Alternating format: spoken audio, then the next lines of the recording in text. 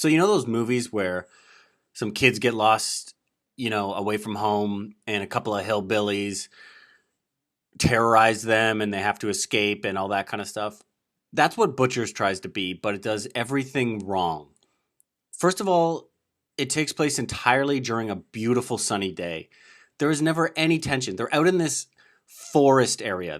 They say that it's 100 miles from anywhere, but we can see everything. It looks lovely. It looks like a lovely day. Even when there's somebody stalking them in the forest, you're still thinking it's a beautiful little place, and it's not scary. Now, there's a chance that they're going for like a Texas Chainsaw Massacre vibe with making the violence seem ultra real by having it during the day. There's that scene at the end of Texas Chainsaw Massacre where Leatherface comes running out after the girl and he screams into the day because, into the sky because the girl got away. And there's something ultra realistic about that, but this movie didn't pull that off. It wasn't scary.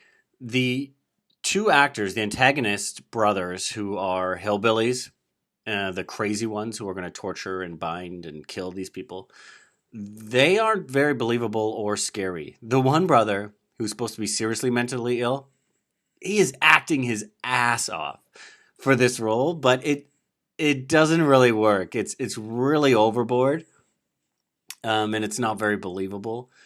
The couple of deaths that are in this movie aren't fun or cringeworthy, or I mean cringe in terms of like you watch it and you have to close your eyes because it's so, they're ripping their arm off or something gross.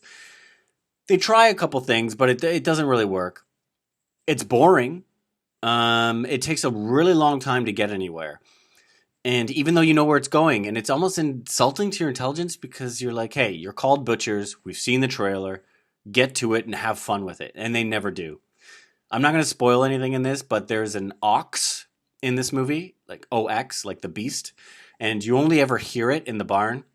And when you see it, oh boy, this director probably thought you were going to just be flabbergasted. But it has the opposite effect. I laughed out loud. Anyway, Butchers is not very good. It's a very typical movie. People get stuck. They get captured by these guys. It takes place in 1998 for some reason, maybe for a cell phone factor, but they don't have fun with the fact that it's 1998. The costumes aren't inspired, by which I mean the clothing. They could have had a lot more fun with it. So Butchers, I would give a 2 out of 10 at the best.